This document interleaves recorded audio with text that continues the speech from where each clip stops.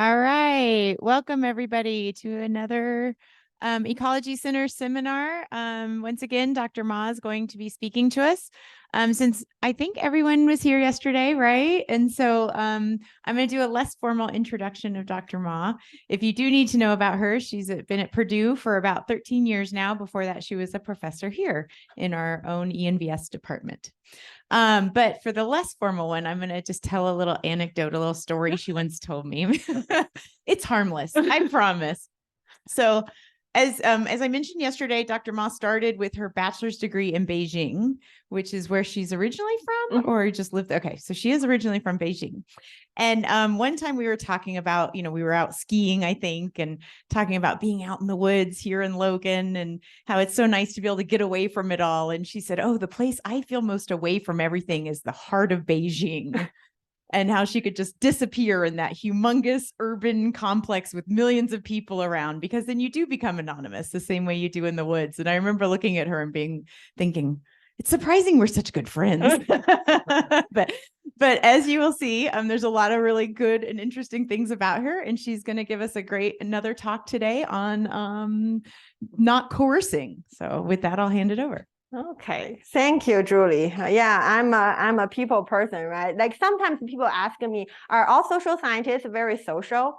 I was like, well, I don't think so, right? In fact, I mean, ask Claudia, right? She's the department head of the entire department of social scientists. I don't think that's actually true. A lot of social scientists I know are not social, like whatchamacallit, extrovert, right? But I guess I'm just kind of fit the stereotype of liking people, wanting to be among people, and wanting to study people, and then fortunate enough to actually get a job and pay me to do all of that and to be with people, right? So yeah, I mean, that's kind of the good part of the job. Thank you again for coming. And I don't even imagine my family would be able to listen to me like 2 hours in 2 days. So thank you for coming back. For those of you who are here yesterday, and also thanks for those of you who are checking me out today, right? So the talk today is going to be slightly different. My direction from my co-host is yesterday was all general, and today I'm supposed to pick one project or one area of my research and dive a little bit deeper. And I thought about this. I was thinking maybe I should just pick something I've done, completed, published, and then just talk about that. But then I thought, what's the fun of that, right? If you're really interested, you can look up my CV, read anything I've already published. So I've decided with a very brilliant audience and also a captive audience, I'm gonna just talk about a project that we're just finishing and are still in the process of putting together the puzzle, trying to figure out the storyline and really to tell a good story and get it published. Kind of this summary piece of some work we've done, a team of us. We've been working on it for the past 8 years, right? So a lot of the stuff I'm talking about today is the first time I'm talking about it. So if anything doesn't make sense or you look confused, I think that would be my cue to go back and rework my storyline before submitting the paper. So I would really appreciate your feedback, and hopefully this will be more of a discourse rather than one-way stream seminar. Before I get ahead of myself, I really need to give a shout out to my team. One of the critical team member is Claudia Rado, sitting right here. So anything I cannot answer today, I'm just gonna look at her innocently until she caves and step in. But we also have other team members. One development economist, Jonathan Boucher, and a cultural anthropologist, Laura Zanotti, and another cultural anthropologist, Ricardo Godoy. So that's our team.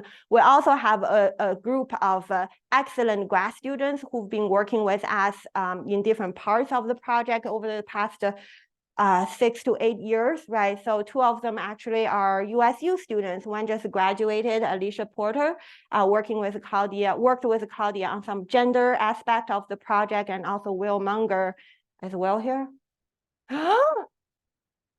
Will is not here. I'm sure he's online. Or Will is like, I was part of the project, I don't need to hear about it, right? But Will was also a part of ENVS, but also part of the group of students who really made the project happen.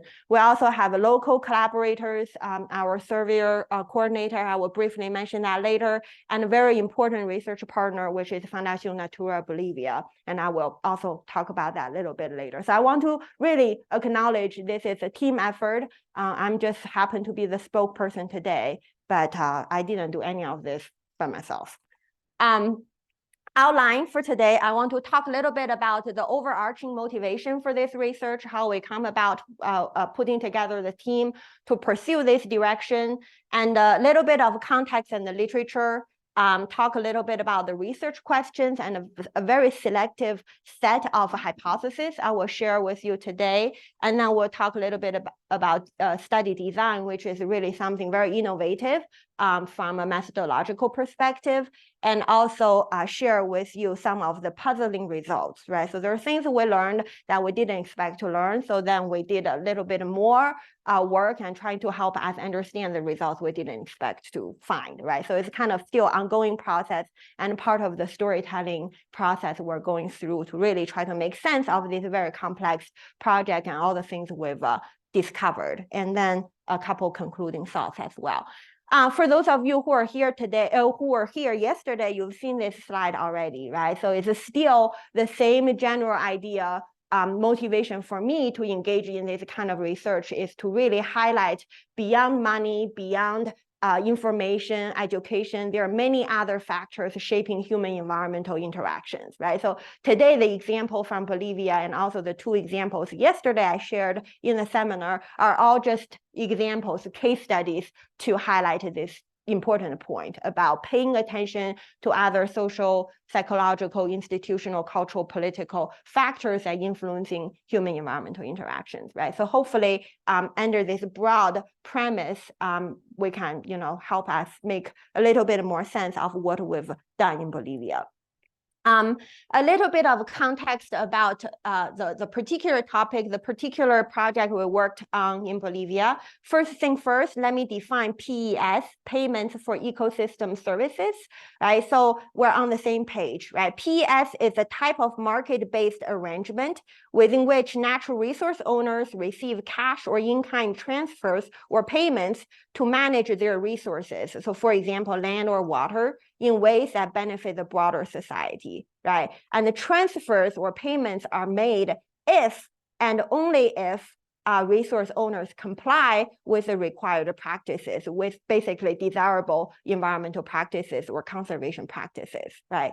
So PES has become really popular over the past 30 years. It's one of the, I dare say, most popular conservation strategies used globally.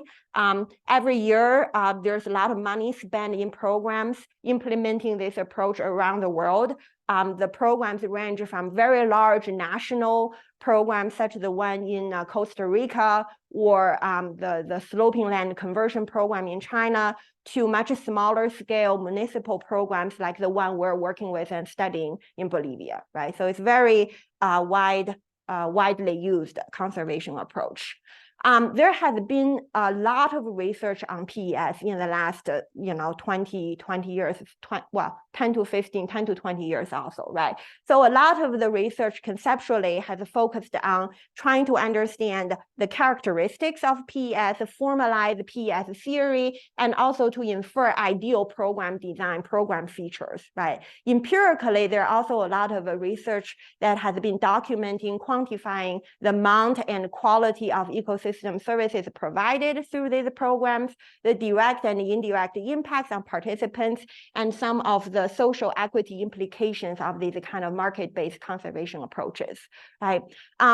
We tend to find through the literature and also kind of our own experience working in this field, PES implementation is actually very often different from the theoretical ideal, right? I have never encountered a PES program in the real world that is exactly implemented as how Swan Wonder defined it in 2005, right? So a lot of these PES approaches actually has been adapted to fit local conditions and to work in local environment.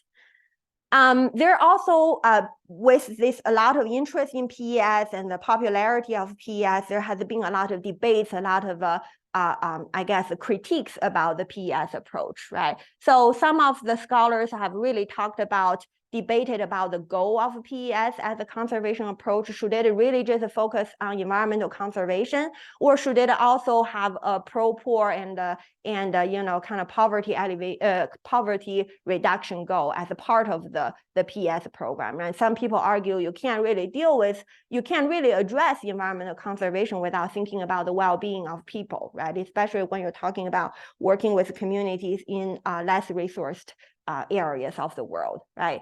Another big debate, ongoing debate that's still, I think, unresolved in the PES literature is about whether or not these payments, these transfers, are crowding in or crowding out people's intrinsic motivation for conservation, right? Because, economists very often think if you don't pay people, people are not going to do the right thing, or if you pay people, you give people money, they're going to take the money and then buy better machines to, convert land and do all these, things to degrade the environment. But then there are also a lot of non-economic, particularly from the critical social sciences theory literature, that have documented people have intrinsic motivation to conserve the environment, right? So if you're paying people, you might crowd out those kind of intrinsic motivation, right? So there's a lot of debate about, the role of incentives in PES.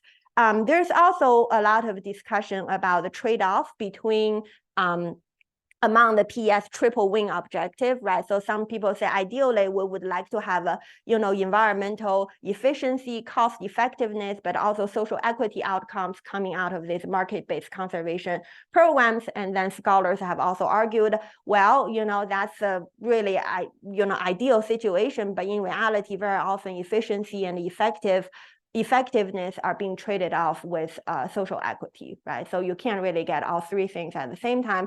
And any program on the ground, you have to pick and choose what is important to you, right? So there's a lot of debates in the PES literature about this kind of program.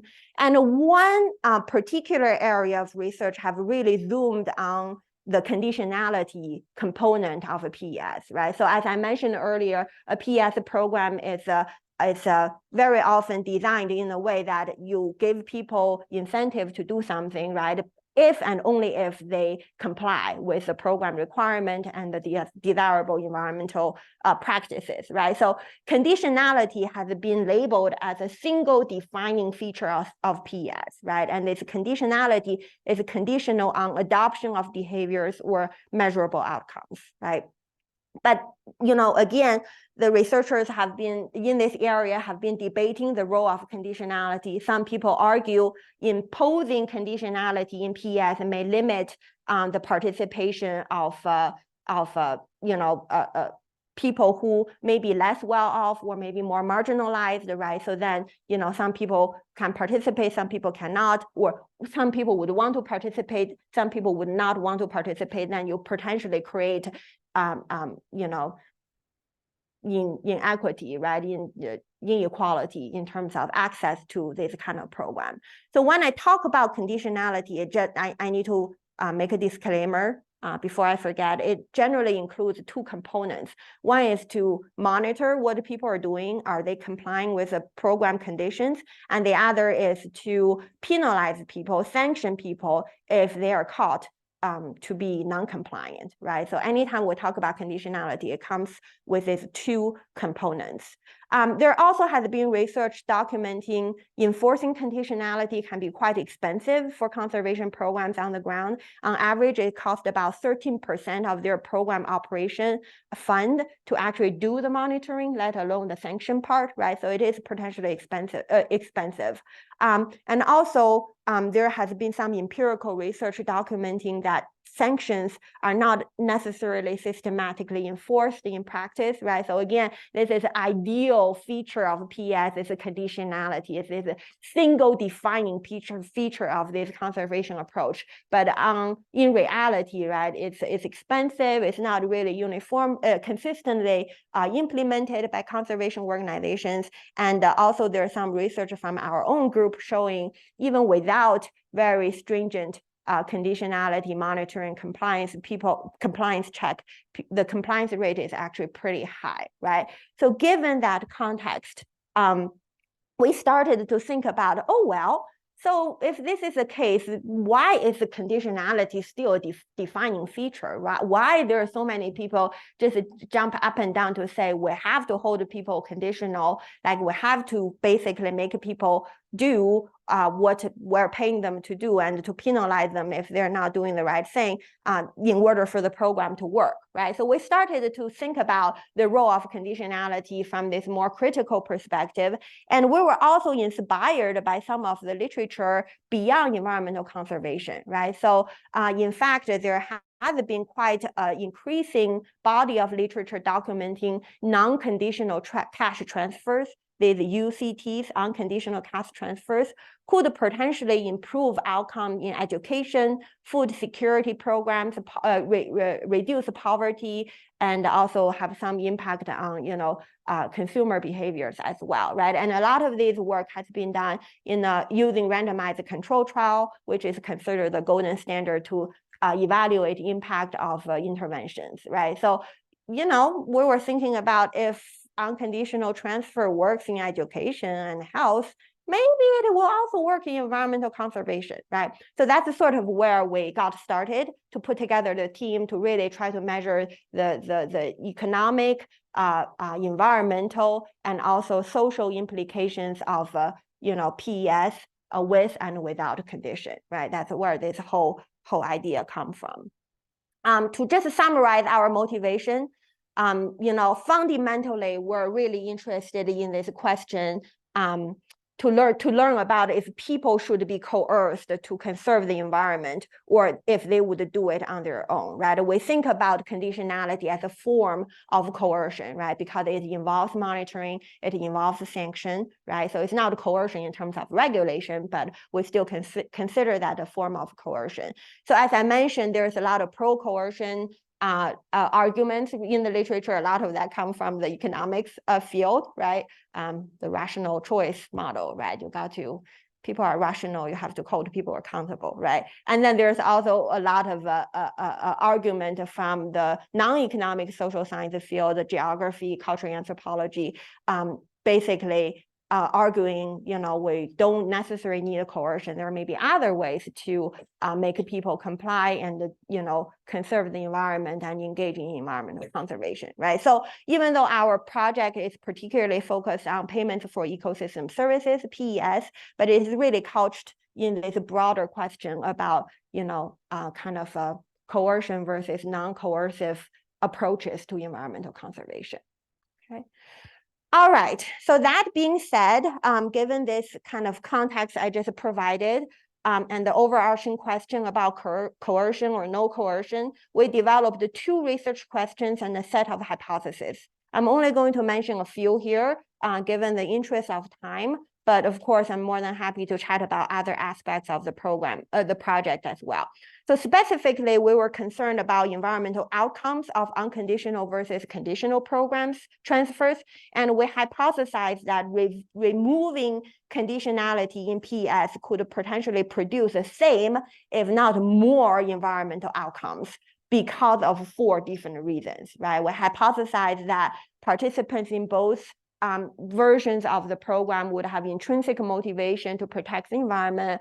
We hypothesized that removing conditionality, right, could potentially lower the barriers for people to participate, make it less scary, right? So it's not like if I cannot comply, I'm going to be fined, I'm going to be penalized, right? And imagine who would be more scared about that, right? People who have less resources and ways to cope with that kind of penalty, right? So maybe if we remove conditionality, it will lower barriers to participation and increase the participation rate from the community, which will lead to production of more environmental impacts, right? Environmental outcomes. We also hypothesized that, because the people are intrinsically motivated to conserve the environment, with or without condition, people will have similar level of compliance, right? Even though without organization monitoring and penalize people just gonna do the right thing because they want to.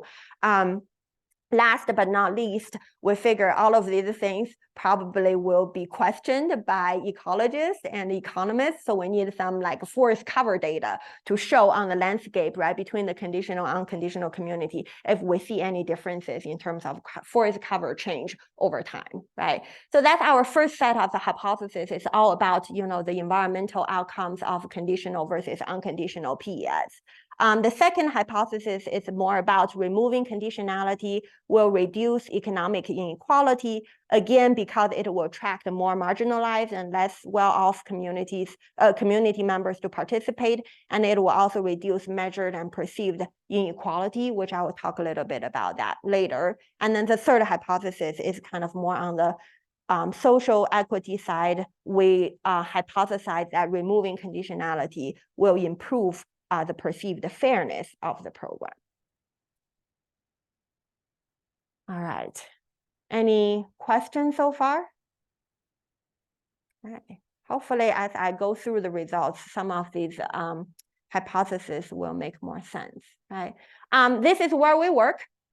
This is our research site. So we work in the Department of Santa Cruz in Bolivia. This is gray area is Bolivia, right, in South America, and Santa Cruz department is here. And the 5 municipalities where we did our field work is really kind of at the border of Santa Cruz with 2 other departments, Cochabamba and what was that department?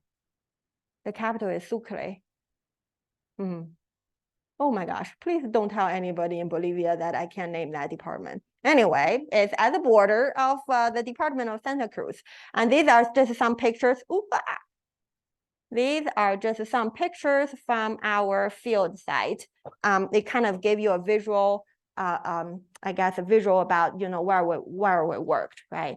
So it's a lot of dry land, dry forest. The area is actually becoming drier and drier. The climate is a real challenge. It poses a lot of challenges to water and food security to local communities. That's why there's a lot of interest in forest conservation, water conservation, how water and forest are connected. And also in the area of, I guess the city of Santa Cruz, is the fastest growing city in South America and one of the fastest growing city in the world, right? So there's a lot of economic push to develop livelihood in the area. Generally speaking, where we worked is mostly subsistence farming, commercial farming, as well as cattle ranching, right? So in this kind of situations, right? So cattle could run around the forest, but then there's also some agriculture land. Let me see what else. Yeah, that's sort of the place where we worked. It's important for me to mention our research partner, Fundación Natura Bolivia. They are an organization, a local NGO in the region that have been implementing PES program that they call Water Shared, right? So you may hear me refer to this PES program as Water Shared. They kind of coined that term since 2011. Water Shared provide in-kind incentives to local participants in exchange for placing parts of their land into conservation for a period of 3 years. So here are some pictures of our research team visiting Water Shared program. You can see the contract signing ceremony. I think this is the one that Claudia and I went to visit. So that was pretty fun. And there's also, oh yeah, here's Claudia. And that's me. And we're visiting a participant of the program. They received a huge water barrel, like for water storage, as a part of the in-kind incentive for joining the program. There are also like bee boxes as a part of the incentive provided to program participants as well. And Natura, the one thing about Natura is they really have been working in the area for, over 20 years. On and off on different programs. So they have a lot of kind of history and partnership with municipalities and the communities. The one thing I want to mention, right, we were just a group of researchers with these crazy ideas of we're going to give people unconditional payments, no string attached, and see what happens, right?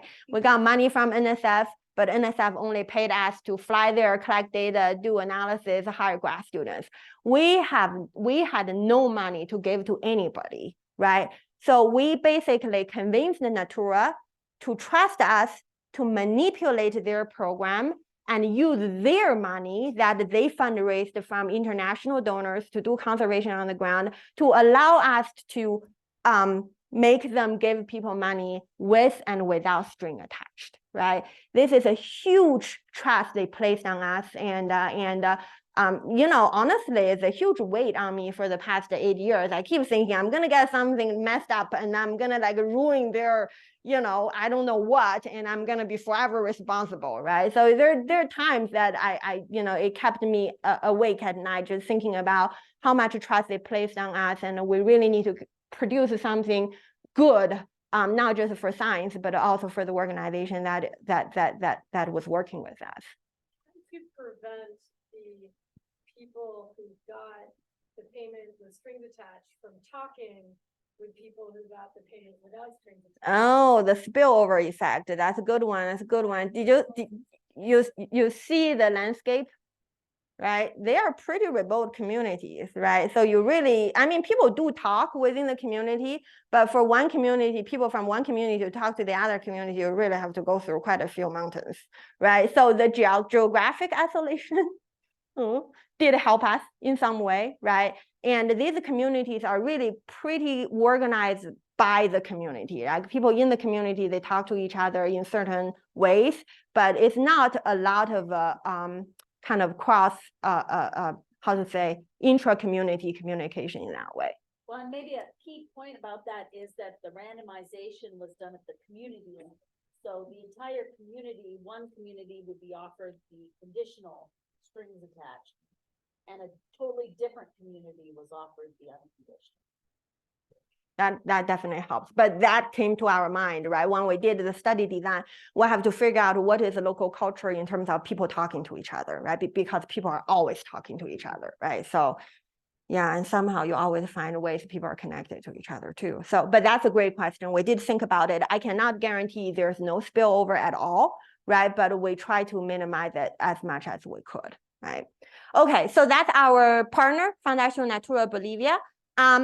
And by working with Natura and also working with our team, we have this particular research design that personally I just love. It's so exciting. This particular research design is really awesome.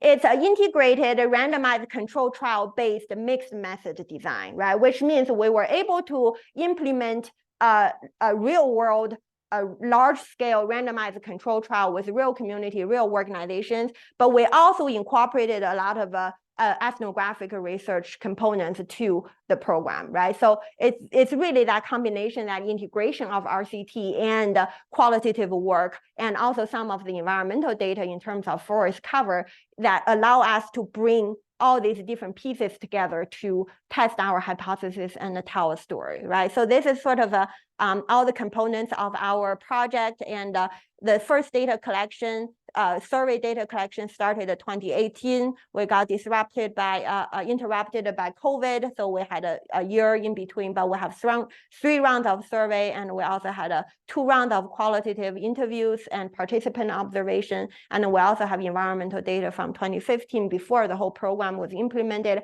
and 2022 when everything got finished, right?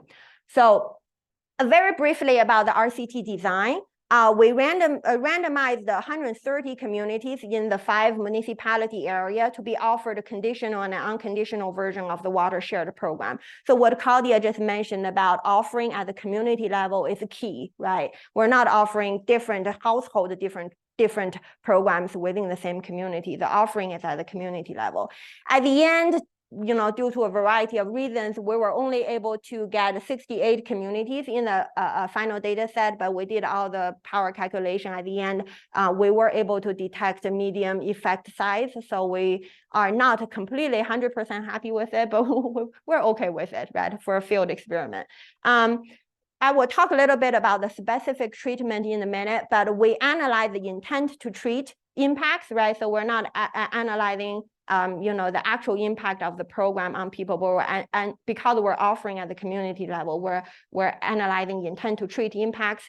And we also did a stratification in our program offering, and also took that into consideration in our analysis. The two stratification factor, one is some of the communities in the area were previously exposed to the traditional conditional PES program already, and some of them have not. So we were taking that into consideration when we did the randomization. Another thing is municipality, right? Different municipalities have slightly different policy structures and all of these other things. So we also randomized at the municipality scale. In terms of the intervention, what really comes down to is when Natura goes to a community to offer the program, they use the different script, right? So we actually developed in collaboration with Natura what they're gonna say to the community, right? So basically it's all the same thing in terms of describing the participants' obligation to protect the water, keep cattle out of spring and streams, and no deforestation in the conditional program. And then it also says, you will be monitored on the yearly basis, and if you're called for non-compliance, there will be penalty, which is to return the value of what you received as incentive back to the community, right? That's a penalty. And in the unconditional community, everything else was the same.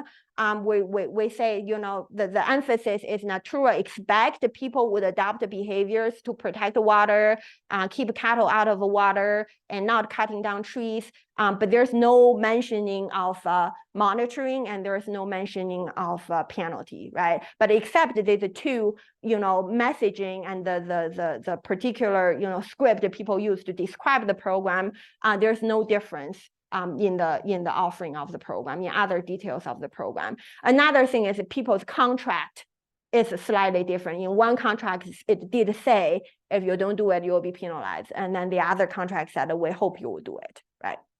So that's our treatment, that's our intervention. Again, a little bit about the data. As I mentioned, we have 3 years of household survey data. At the end, we'll have about close to 1,000 household surveys from 5 municipalities. We also had 95 semi-structured interviews with both program participants and non-participants. We had participant observation from farming activities, cattle management practices, contract signing ceremonies, NGO meetings, training events, a lot of those qualitative data as well. Administrative data from Natura in terms of program enrollment and compliance, and also satellite data on forest cover. I do want to kind of mention, show you this couple pictures here, right? So these are, some pictures taken from the field work. We have students doing interviews. Will Munger is here walking the field with a interviewee, right, doing participant observation. We were also very lucky to have a team of local surveyors, right? Because we have 68 communities, our students couldn't be there, do all the survey. So the surveyors were trained and they were going to community by community to do the household survey, right? And the condition is not always great, right? Sometimes it's just like, you sigh when people invite you to go see their water tank after you just climb the hill to get to their house, interview them, and then they want you to walk to the other hill to see that water tank, right? So you just have to gracefully smile, be excited, and go to see their water tank, right? So the students did a lot of that, right? And they camped in community centers. One time they sent me a picture of them in the middle of the field, just camping. With nothing around. I freaked out. I was like, that's not the deal. You're supposed to be living in the community center. You can't be in the middle of nowhere. What if something happened to you, right? But it's a lot of hard work, right? It's a lot of hard work for data collection and for this kind of a field-based experiment. Okay, satellite-based forest cover measure. We have, I didn't do this part ourselves. We hired somebody who had GIS expertise to do the work for us. So don't ask me anything about the methods. I trust the person to do it correctly, and we have some ways to check what the person has done. But ultimately, we were able to use this unsupervised classification to kind of put land cover into bins at the community level, right? So we can see what is forested, what is not, and then we were able to verify that with some of the FAO data. And then we were able to use that to kind of see the percent of forest cover change within community boundaries over our project time period, right? Okay, in terms of the empirical strategy, I need to hurry up. It's pretty straightforward because because this is RCT, so we have just OLS regression. The outcome as a function for the community level analysis, the outcome is just a function of treatment, right? Conditional versus unconditional, and some of the stratified variables, and also the error term. So what we care about is the beta here, right? And I will show you the regression results. And for the participant characteristics related analysis, what we really care about is this delta, right? It's a basic coefficient of this interaction term between our treatment and household characteristics, right? And I will explain that in just a little bit. But the analysis of RCT is difficult to implement, but the beauty of it is when you do your statistical analysis, it's pretty straightforward. Very quickly, we did have to check for the balance, the randomization balance, right? Because sometimes even you, with the best intention, follow the randomization plan, at the end, you may end up just by chance have not balanced the treatment and control communities. But we did some tests, and we feel pretty happy about the balance of our treatment and control communities. Descriptive statistics. These communities in our data set are pretty typical, right? So community population range from 6 people to 350 people, but on average, it's about households. On average, it's about 33 households per community. They have generally experienced drought in the previous year, which is pretty typical in that area of the country. A lot of them have actually formed water cooperative to work on some water-related issues. In terms of the household head characteristics, that's who we interviewed for the survey, right? For the household survey, it's also pretty typical. Average age 53 years old with a primary school education. People tend to have quite a bit of land. You may think 87 hectares is a lot, but remember that's a very mountainous mountain area, right? So a lot of this land is actually not cultivatable, right? And then the homes walls, the material of the walls of people's homes is an indication of basic wealth, right? So that's also pretty typical of the area. All right. Result. The first thing, remember the first hypothesis, right? Removing conditionality will produce a similar amount of environmental outcomes. One of the reasons we hypothesized is because people are intrinsically motivated to conserve the environment. And that's exactly what we found here. On the left column here in the box is unconditional communities. On the right is conditional communities, right? So basically, we found that community members who participate in both conditional and unconditional PS programs possess strong environmental values, intrinsic motivations for conservation. Right. So if you look at it visually, right, another way to think about it is people are participating for the due purposes of protecting the environment and also, get some of the incentives, get some of the transfers and payments as they're doing that, right? So it's pretty clear, the picture here. The second hypothesis, the second reason why we think unconditional transfer would work in terms of producing environmental benefits is we think by removing conditionality will lower the participation barriers, therefore increase participation rate. But we did not see any statistically significant differences between our conditional and unconditional communities, right? So here are the 2 columns you really should pay attention to at the community level in terms of percent of eligible household who sign up for the program and a percent of all household who sign up for the program, even though you can see there's a little bit of treatment effect, but it's not statistically significant. Go ahead. They're going to give you cash with the penalty. It's not large enough, and that may be why it's proposed. A very large penalty for a very large cash, to do it. That may mean something. Right, that might, right? But if you look around, ideally, right, to design a PES program, we should only pay people 1 cent more than their opportunity cost, right? If you ask any economist, that's what they say. Calculate individualized opportunity cost and pay people 1 cent more than that, right? And that's ideal situation. That's how we should pay people, right? But in reality, no PES program around the world that I know of are paying people's opportunity cost, right? So we're always underpaying people. And in fact, I will talk a little bit about that in terms of Natura's approach. Is really they're paying people a token of appreciation, right? Like they're paying people something to show that we recognize the effort you're making in environmental conservation, but we're definitely not paying you enough, right, to cover your opportunity cost. And these payments are actually, in terms of monitoring value, they are not too small, but they're pretty moderate, right? So the sign-up bonus is about $100, and then for per hectare, there are 2 types of contract. For the more, if you commit to more protection, you'll get $5 per hectare per year. And if you sign up for the lower level of contract, you get like $2 per hectare per year, right? So we're not talking about a lot of money, but also given the sort of income level in that part of Bolivia and a lot of subsistence agriculture nature of people's livelihood, it's also not negligible amount of money, right? So yeah, I hear you. But in terms of the realistic PES programs, this is pretty typical of what's happening on the ground, right? Okay.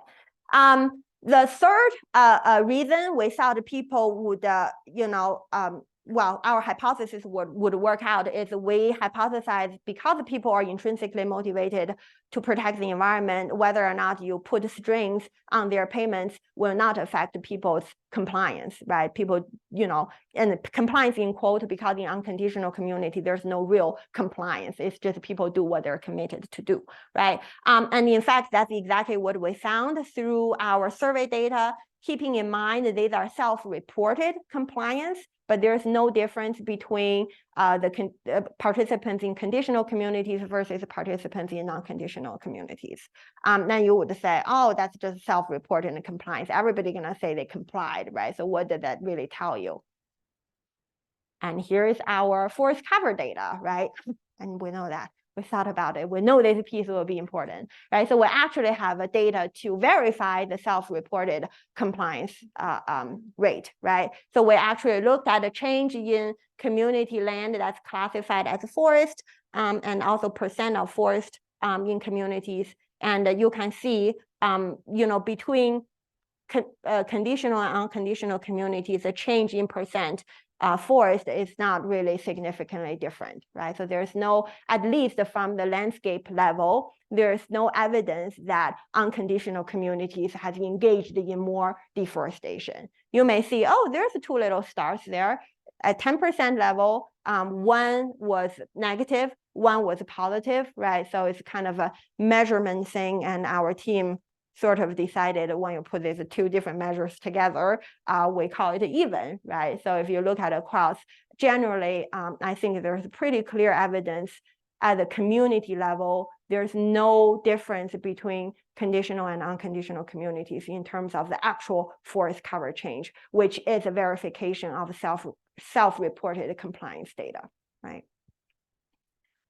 In terms of participant characteristics, remember our hypothesis 2 is we're going to remove conditionality. We're going to attract a totally different set of participants, right? And then we're going to have more marginalized people participating because they don't have to fear of penalty and uncompliance. So we're going to have people who are less well off participating because they don't have to worry about having to, unforeseeable events, they have to pay back what they've gotten from Natura, right? But in fact, when we look at the household characteristics, we have these 4 particular variables that we're using for this analysis as a measure of household characteristics. We don't really see any difference in terms of participants in these 2 types of programs, right? So our hypothesis didn't really work out there, right? We're kind of pretty much attracting the same kind of participants in both conditional and unconditional program.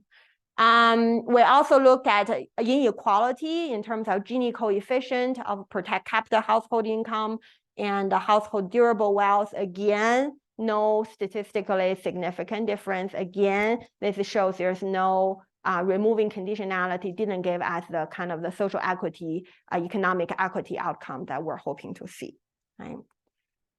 All right, I'm gonna skip this in the matter of time. To just briefly summarize what we found so far, participants in conditional and unconditional PES both possess strong environmental values and intrinsic motivation for conservation. We saw clearly the dual motivations for participation. We also learned that conditionality may not be excluding less well-off community members as we hypothesized based on previous theory and literature. But at the same time, conditionality may not be as necessary as some scholars have been arguing in the last 20 years, because removing conditionality did not make things worse in terms of people's self-reported compliance, as well as the actual forest cover change at the community scale, right?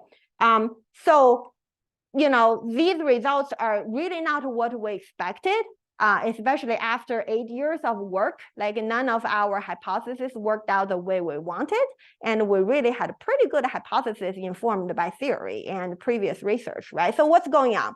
We came up with a list of potential reasons, explanations of why we didn't find what we found, right? Maybe sample size too small, maybe the intent to treat estimate drowns the impact of actual participants, maybe participants didn't really understand the removal of conditionality, which would render our treatment null, right? And maybe there's a previous exposure to the program messed up people's mind, and then something happened, right?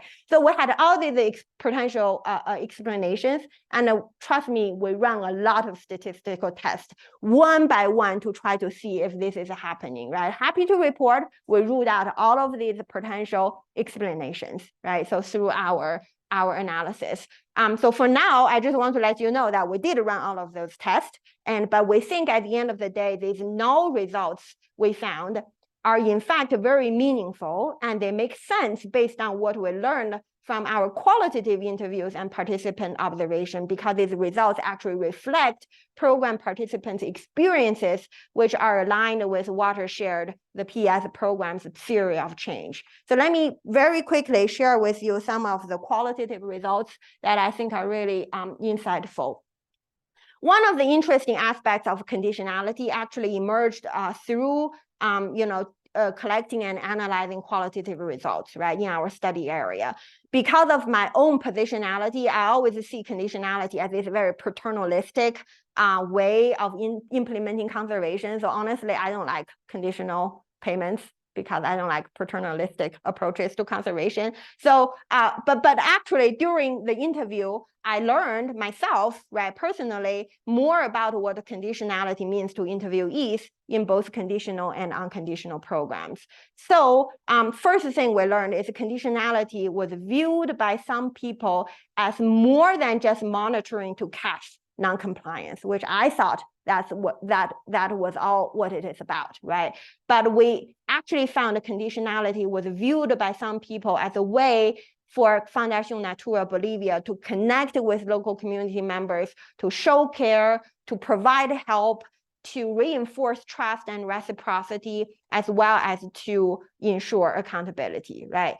So here is some quote from community members. Sorry, I didn't get the time to translate that, but the first one is just to say, people, Natura did follow up, and they follow up, and they, come and check if there's we're not cutting down trees, we're not burning, and then, Natura did monitor us, right? And then people laughed, right, in this kind of funny way. They monitored us, right? They were kind of giggling about it, and they come and see our land, they come see our hills and our water, everything, right? They come and see that we are doing what we're supposed to do, and we're not lying about it, right? So they kind of see that monitoring as like showing off, like we're doing the right thing, we're doing what we're supposed to be doing. The second one quote is talking about, some people just grab the seeds, grab the barbed wire, the incentives, right? And they do whatever they wanted to do. And in fact, Natura should come and check on those people, because they are not using these incentives to embrace conservation, right? And they should be, coming and checking in order to hold these people accountable, right? So they really look at Natura's monitoring checks in this very funny way, right? They actually don't dislike it as I imagine they would, and they actually see that as a way of interacting with Natura technicians and actually build that relationship. More specifically, monitoring as a component of conditionality was viewed by many as more than just a compliance check, as demonstrated in these two quotes, right? So the first one I read, the technician also come to see, yes, they gave training and the technician come to see if the seed were planted or not. And yes, they grow very well. The seed was very good. And the second quote also, shared the interviewee also shared that Natura staff come and explain, give workshops so that people who were behind could catch up, right? So these interviews really clearly demonstrate that many program participants viewed monitoring as a mechanism for Natura to actually provide technical assistance, which contributed to their relational values with the watershed program and also their relational value with nature, right? So this is something was completely unexpected for me personally, right? I was like, oh, I didn't know conditionality serves as a whole other purpose that was never documented before, right? This being said, right, because the importance of relational value associated with conditionality, when conditionality was removed in the treatment community, people noticed. Not only they noticed, some people actually felt quite concerned about it. That's also something we didn't expect to see at all, right? Especially in community where people were had a previous exposure to either watershed program or other conservation program that have a monitoring component. They notice, oh, this time is different, right? So in this first quote, the interviewee shared, before Natura technician came year after year, now they have neglected us. They use the word neglected, right? As they don't come anymore, they don't make visits, right? And similarly, in the second quote, the interviewee told us, like, I don't know, they're not coming back anymore. Before they didn't come every year, but they still come once a while, but they're not coming back anymore. People were talking about in the community what's happening. Maybe they're not coming back anymore. Maybe they're done with our community. They're just leaving us now, right? So if you listen to that recording, you actually can hear a sense of distress, a sense of a feeling of abandonment, right? So we thought, oh, monitoring is being paternalistic. And then people actually told us, like, by not having Natura here, they feel like Natura just abandoned them. Natura doesn't care about them anymore, right? So that was really very powerful stuff. And it really kind of exemplify, right, the theory of change Natura has been using to design, implement their program. For them, a lot of what they do is about reciprocity, right? Natura provides support to communities, and in reciprocally, community will make a commitment to both the environment and also to the organization. Monitoring is really a form of capacity building, and also need to mention that Natura, again, have been working in the area for over 20 years. So they are a trusted organization. They have a history with people. So, it's really very important that they continue to use that, leverage that trust to support the community, and in exchange that kind of reciprocally allow Natura to continue to implement their theory of change that is focused on reciprocity, right?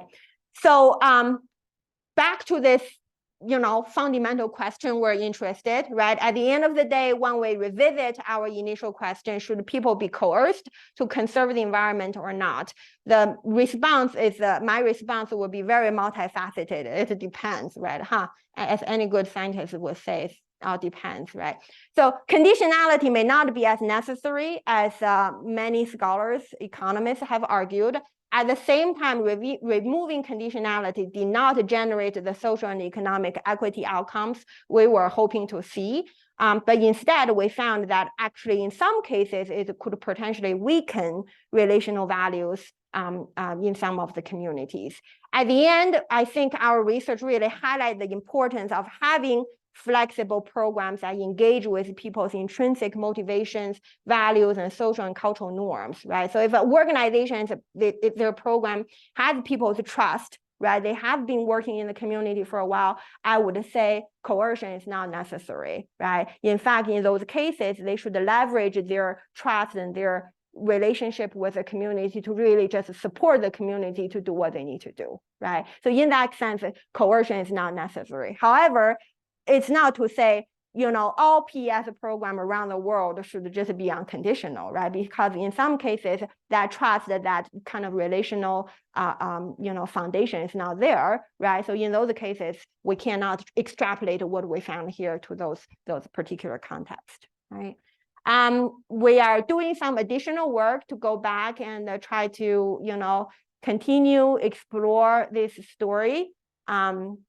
This is just like new grants we got from cultural anthropology to sort of looking at this as from a methodological perspective, really kind of drive home the importance of combining RCT with ethnographic research to really help us not only, test the impacts on the ground, but also to address explain puzzling RCT results, particularly null results, right? Because in the literature, you'll see people publish significant results. We rarely see people publish null results, right? But we're saying null results are very important, and they are actually telling us something, worth paying attention to, but we need to kind of figure out why the null results are happening, right? So this new effort we're working on is kind of a focus on that methodological component.